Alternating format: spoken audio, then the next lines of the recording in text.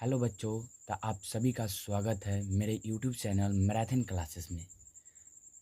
मैं आज इस वीडियो में बताने वाले हैं क्लास 12th का मैथ कैलकुलस, जो कि बिहार बोर्ड या किसी भी बोर्ड के लिए अति महत्वपूर्ण है। तो हम कैलकुलस चैप्टर आज से हम बेसिक कंसेप्ट के साथ बताने जा रहे हैं, जो कि आप लोगों के लिए बहुत ही महत्वपूर्ण है।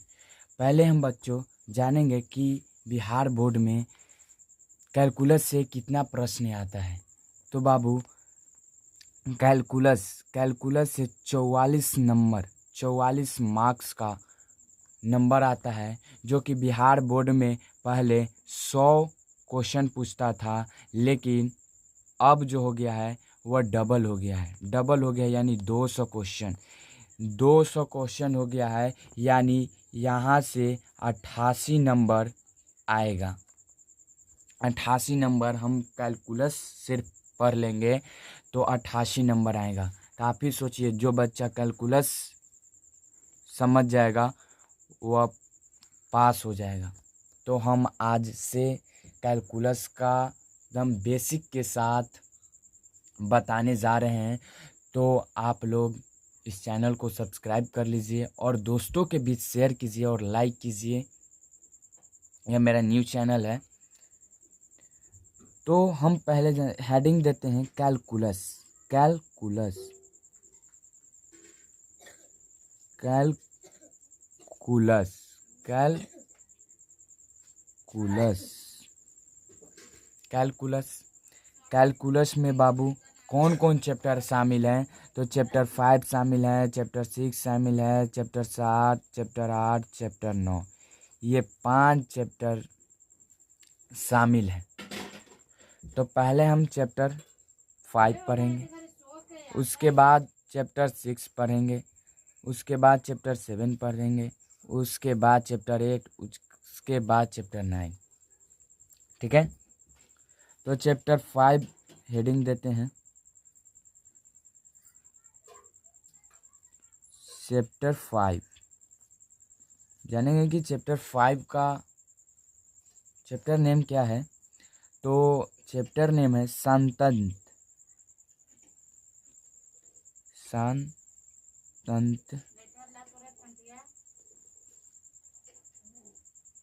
एवं अकलनीयता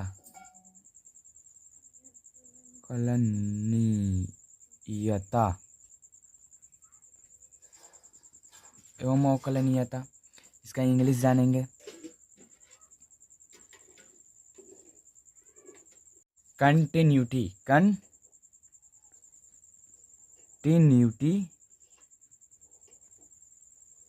एंड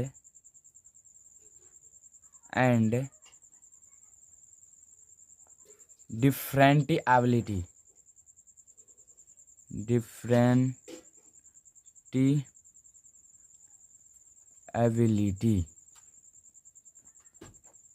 ठीक है,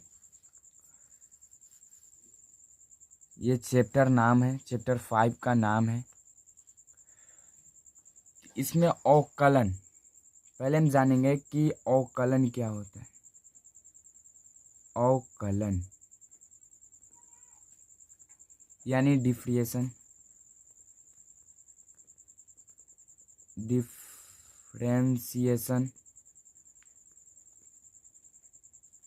पहले हम जानेंगे कि अवकलन होता क्या है। अवकलन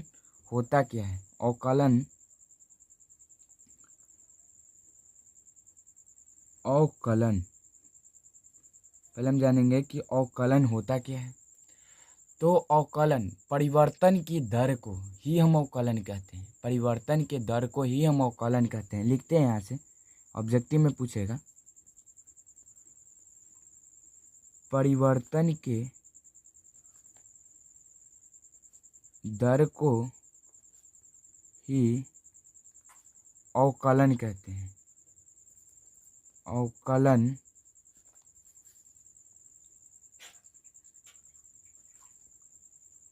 कहते हैं। या एक और डिफिनेशन है, या लिखकर या अथवा लिखकर लिखेंगे कि किसी एक चर के सापेक्ष किसी एक चर के सापेक्ष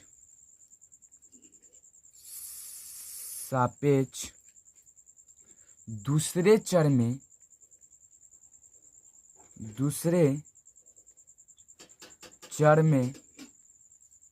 परिवर्तन की दर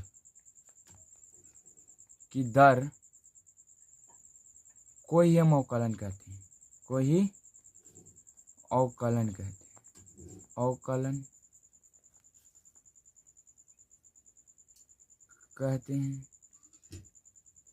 अवकलन कहते हैं। अब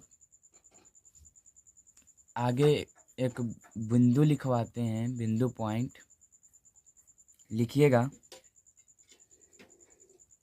कि जब x के सापेक्ष बोले क्वेश्चन में x के सापेक्ष y में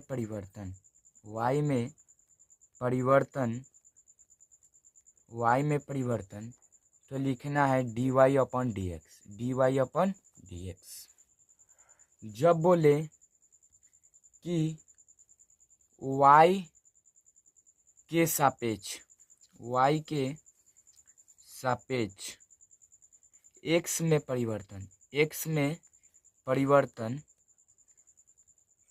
परिवर्तन तो हम लिखेंगे dx अपॉन dy। ठीक है, इतना तो समझ में आ गया होगा। कुछ किए थोड़ी, ये सब डिफिनेशन ऑब्जेक्टिव के रूप में हम बताएं। एक दो और लिखिए, 2-3 कि dy अपॉन dx बराबर x के सापेक्ष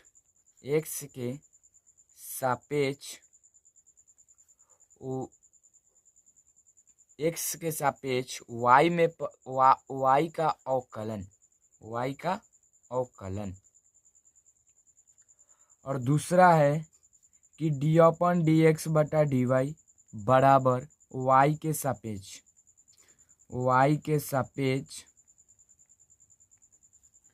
x का अवकलन।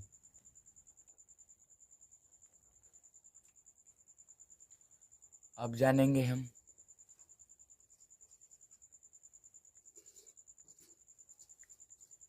देखो, एक बात जान लेना कि d अपॉन dx को हम कहते हैं डेल x और dy बराबर को कहते हैं डेल y।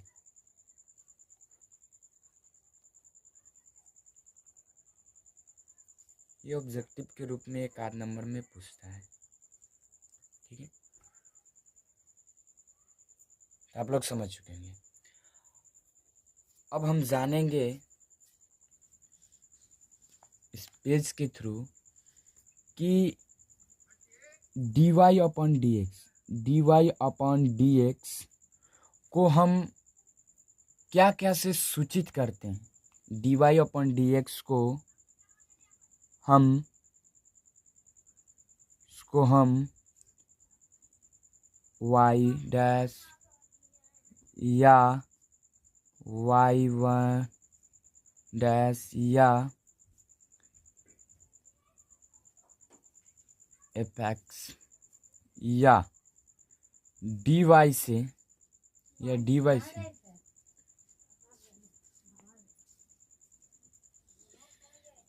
सूचित किया जाता है।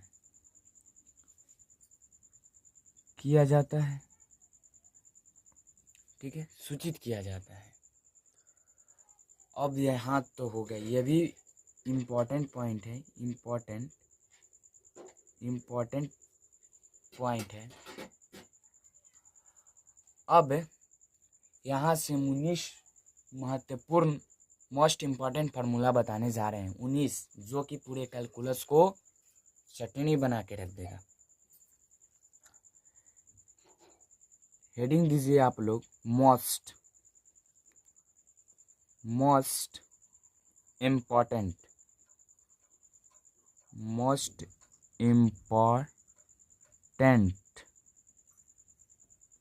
फार्मूला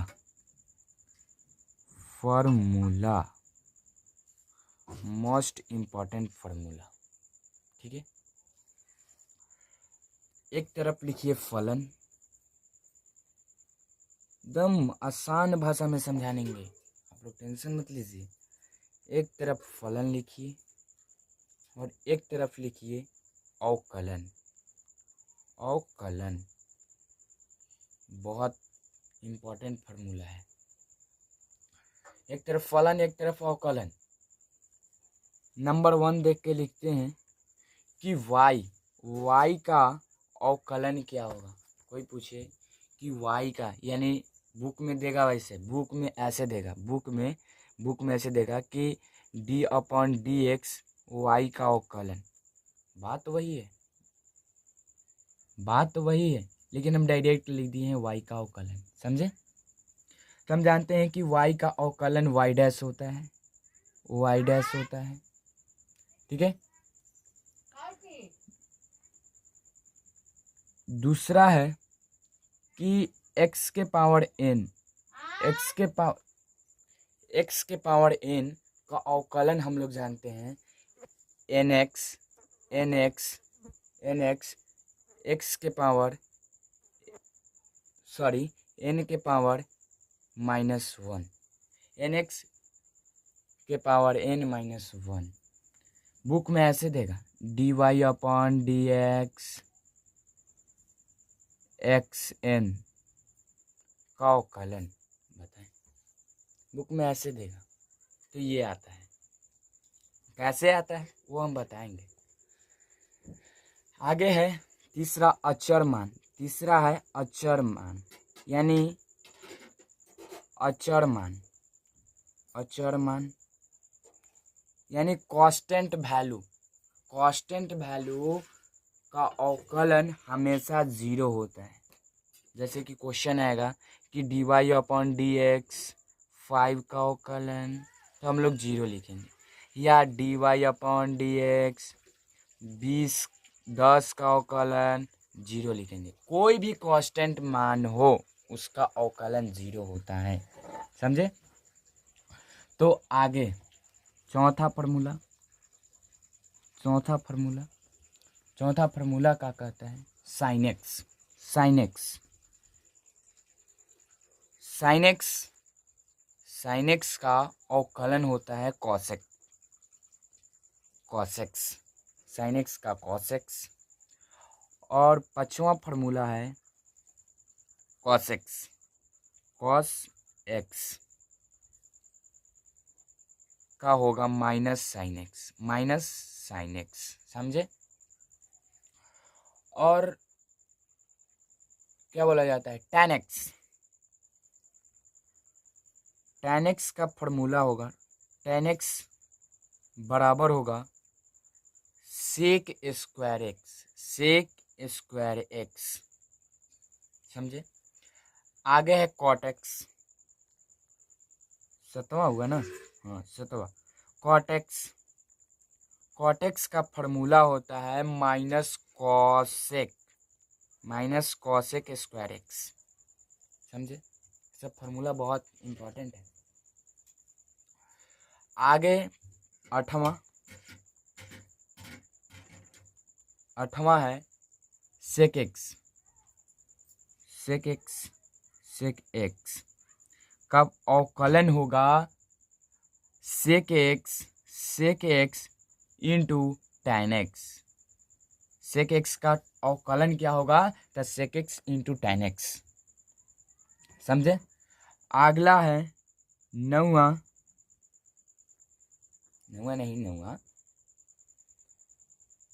cosec x का फार्मूला होगा -cosec into cot x।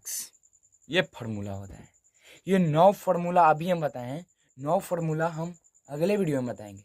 9 formula पहले इसका हम समझा देते हैं ये सब फार्मूला को, और फिर एक लास्ट में आप लोगों का छोटा मोटा टेस्ट लेंगे जिसके थ्रू से आप लोगों को बताएंगे कि कितना आप लोग समझे। ठीक है, तो आपका एक छोटा मोटा टेस्ट भी होगा। पहले हम इस 9 फार्मूला को हम आप लोगों को समझाते हैं, ठीक है ना, तो समझिएगा। ठीक है, पहले है तो dy upon d x, d upon d x और y का अवकलन है, तो ये ऐसे हो जाएगा dy अपॉन डी एक्स। ठीक है, dy अपॉन डी एक्स, इसको y डैश भी हम लोग बोलते हैं, dy अपॉन डी एक्स। यहाँ पे लिखवाए है ना, देखो यहाँ पे लिखवाए होंगे कि dy अपॉन डी एक्स को हम y डैश मतलब y1 या y डैश ये सब बोलते हैं, dy से सूचित किया जाता है, करते हैं ना, तो वही यहाँ y डैश लिखा हुआ है, बात को समझिएगा। और d upon d x, x के पावर n, n मतलब नंबर, n मतलब नंबर, यहाँ समझते हैं क्वेश्चन के थ्रू हम लोग समझते हैं। जैसे कि दूसरा है x के पावर n यानी d अपॉन डी एक्स, और यहाँ लिख देते हैं x के पावर 5, x के पावर 5। ठीक है, x के पावर 5, तो यहाँ से हम लोग वैल्यू कैसे फाइंड करेंगे ये बात को समझिएगा। देखिए ये जो नंबर है, नंबर यानी n जो है वो यहाँ पे आ गया है, तो n की जगह मेरे को क्या है 5 है, तो 5 लिखेंगे, बात को समझिएगा। और x के जगह x है तो हम x लिखेंगे। ठीक है, और n के जगह मेरा 5 है तो हम 5 लिखेंगे, और माइनस है तो माइनस लिखेंगे, और क्या बोला जाता है 1 है तो 1 लिखेंगे। ठीक है, अब यहाँ से 5x आ जाएगा, और 5 में से जब 1 घटेगा तो 4 आएगा, यानी 5x के पावर 4, 5x के पावर 4। उसी तरह दूसरा क्वेश्चन से समझिए, d अपॉन डी एक्स, और मान लीजिए कि x के पावर 20, x के पावर 20। उसी तरह निकालेंगे हम लोग कि ये मेरा 20 जो है वो नंबर है, n है, तो n मेरा कितना दिया हुआ है 20 दिया हुआ है, तो n की जगह हम 20 लिखेंगे, 20। x की जगह मेरा क्या है, x की जगह मेरा x है तो x ही लिखेंगे, और यहाँ n की जगह मेरा 20 है तो 20 लिखेंगे, और माइनस में 1 है तो माइनस में 1 लिखेंगे। अब यहाँ से वैल्यू फाइंड करेंगे तो 20 x, और 20 में से 1 गया तो 19, यानी 20x के पावर 19। ठीक है, हम आप लोग समझ चुके होंगे, मेरे को पूरा विश्वास है। तो अब तीसरा मान से देखते हैं, तीसरा कैसे होगा भाई, तो तीसरा यहीं पे देख देते हैं, तीसरा। ठीक है, तीसरा अचर मान न कह रहा है, अचर मान, जैसे कि आप लोगों को हम यहाँ बता चुके हैं, बताएं लेकिन फिर बता रहे हैं। देखिए हम d अपॉन डी एक्स यहाँ पर 50 लिख दीजिए, कोई भी कांस्टेंट मान हो उसका वैल्यू 0 आएगा, चाहे कोई भी अचर मान हो उसका वैल्यू हमेशा 0 आएगा। ठीक है, नेक्स्ट क्या है sine x, d upon question है कि d अपॉन डी एक्स, कोई पूछे कि साइन एक्स का वैल्यू क्या होगा, साइन एक्स का अवकलन क्या होगा, तो साइन एक्स का अवकलन हम यहाँ पर देख फार्मूला में पढ़े हैं कि साइन एक्स का अवकलन कॉस एक्स होता है, तो हम डायरेक्ट यहाँ भी लिख सकते हैं कॉस एक्स। ठीक है, ये फार्मूला फाइंड भी होता है, लेकिन चाचा भतीजा के फार्मूला से, जो कि अभी यहाँ पे नहीं है, आगे वीडियो में बताएंगे जब आएगा उसका कंसेप्ट, तब अभी बेसिक है, जानो। अगला क्वेश्चन है, देखो अगला क्वेश्चन कह रहा है cosec D upon d x cos x का हम लोग अवकलन जानते हैं कि माइनस जो होता है, माइनस में साइन एक्स होता है, माइनस में साइन एक्स होता है। ठीक है, क्वेश्चन जानते हैं कि कॉट टेन एक्स ना, हाँ sorry ten x d upon d x tan x का अवकलन क्या होगा भाई। बुक में इसी तरह देगा, लेकिन हम इस तरह से समझा दिए हैं कि कैसे निकाला जाता है। ठीक है, तो यहाँ से होगा सेक स्क्वायर एक्स। ये सब बेसिक फार्मूला है। ये जो 19 फार्मूला जो याद कर लेगा ना, वह कैलकुलस को चटनी बनाकर रख देगा, इतना बार फुल गारंटी है। Sec square x. अब आगे हम जानेंगे कि cot x d upon d x cot x का फार्मूला हम लोग जानते हैं क्या। देखिए यहाँ पर पढ़े हम लोग कॉट एक्स का फार्मूला हम लोग जानते हैं minus cosec square x, minus cosec square x. ठीक है, और आगे देख लेते हैं। क्वेश्चन क्या है, अगला है सेक एक्स। आप लोग अपना अपना कॉपी में देखिएगा आगे क्या है। सेक एक्स का अवकलन हम जानते हैं कि sec x into tan x होता है। Sec x into tan x होता है। Sec x into tan x होता है। Sec x into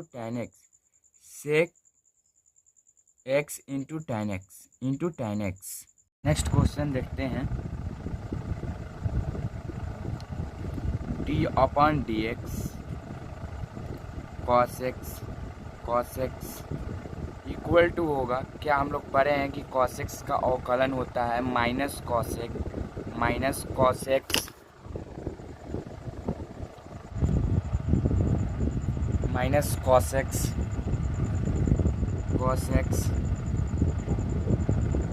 into cot x.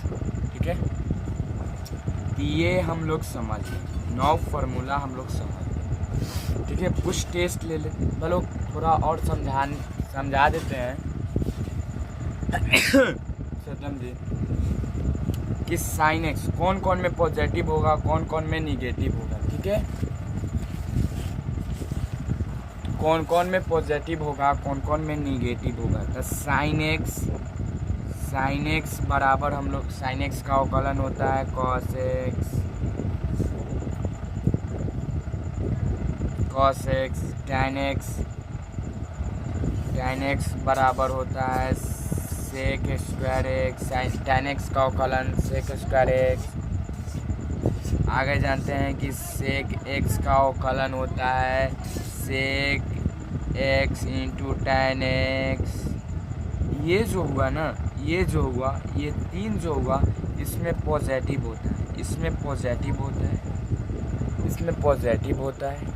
और ये जो हो गया कॉस एक्स का अवकलन होता है minus sine x.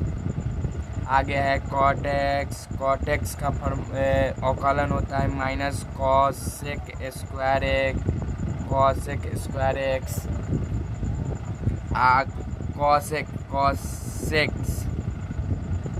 Cos x का अवकलन होता है minus cos x into tan x. ठीक है, इंटू टेन एक्स। अब क्या करें, अब जो है ना टेस्ट ले लेते हैं। टेस्ट इसमें जो होगा इसमें निगेटिव होगा। ये जो हो गया ना वो निगेटिव होगा और इसमें जो होगा पॉजिटिव हो गया। याद करने का बेसिक ट्रिक है, ट्रिक के साथ ही हम समझाएंगे आप लोगों को ये टेस्ट। अब थोड़ा जितना पढ़े ना उसको थोड़ा रिवीजन कर लेते हैं। पहले हम जानेंगे कि d y upon d x को क्या से सूचित करते हैं भाई। तो वाई डैश से हम सूचित करेंगे, y1 से सूचित करेंगे या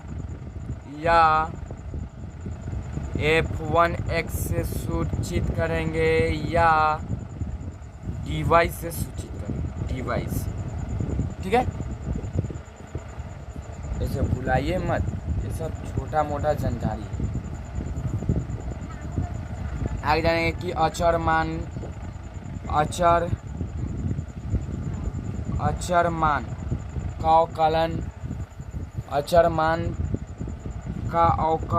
का अवकलन हमेशा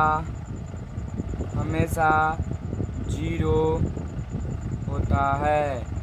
हम पहले ही बता चुके हैं कि कांस्टेंट वैल्यू का हमेशा अवकलन 0 होता है। ये लोग हम जानिए गए हैं कि d/dx x के पावर 25 हो तो हम लोग कैसे निकालते हैं, n है, n यहाँ पे है तो 25 हम नीचे लिख देते हैं, और x की जगह x है तो x लिख देते हैं, 25 है तो 25 -1 यानी 25 x के पावर 24 x के पावर 24 25 x के पावर 24, यही मेरा उत्तर हो गया। ठीक है, तो दोस्तों आप लोग सब्सक्राइब कीजिए और अपने दोस्तों के बीच शेयर कीजिए, और भी 9 फार्मूला जो बचा वो अगले कंसेप्ट में समझाएंगे बहुत ही बेसिक्स के साथ। तो ठीक है दोस्त, थैंक्स।